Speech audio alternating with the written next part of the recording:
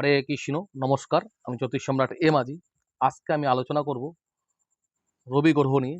রবি গ্রহ শুভ থাকলে আপনার জীবনে কোন কর্মজীবনের সঙ্গে যুক্ত হলে আপনি জীবনে সফলতা লাভ করতে পারবেন, এটার উপর আজকে আলোচনা। এবং রবি রেখাটি কেমন হলে কত বছর বয়সে আপনার জীবনে সফলতা আসবে, এই বিষয়টার উপর আজকের আলোচনা। তো এই কনিষ্ঠ আঙুলের পাশে ওই অনামিকা আঙুলের নিচে এই স্থানটিকে রবির স্থান বলে ধরা হয়। এই স্থানটি রবির স্থান বলে ধরা হয়।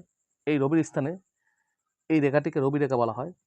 এই রবি রেখাটি যদি ঠিক এরকম সুন্দর সুগঠিত হয় এবং হৃদয় রেখা এসে টাচ করে, তাহলে ওই জাতক বা জাতিকা 45 বছর পর থেকে তার জীবনের উন্নতি ঘটে এবং সেখান থেকে সফলতা লাভ করতে পারে।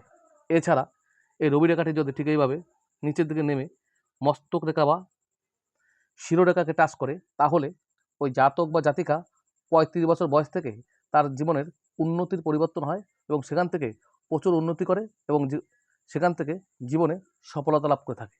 এছাড়া এই রবি রেখাটি যদি ঠিক এইভাবে আরও নিচে নেমে আসে, তাহলে ওই জাতক বা জাতিকা 25 বছর বয়স থেকে তার জীবনের উন্নতি ঘটে এবং সেখান থেকে সফলতা লাভ করে থাকে।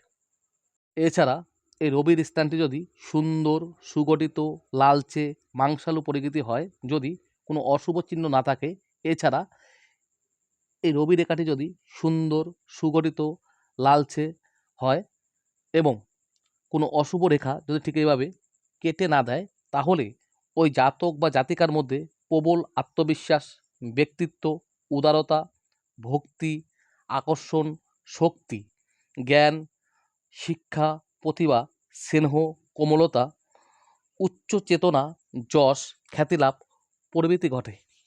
এছাড়া ওই সমস্ত জাতক বা জাতিকার মধ্যে যে সমস্ত কর্মজীবনের সঙ্গে যুক্ত থাকে সেইগুলি হলো যেমন সাহিত্য, সঙ্গীত, ডাক্তারি, টিচার, ওকালতি, উচ্চ সরকারি চাকরি, ফিল্ম অভিনেতা, ডিরেক্টর, যে কোনো কাজ করুক না কেন তার জীবনে প্রচুর নাম, যশ, খ্যাতিনামা অর্জন করে থাকে।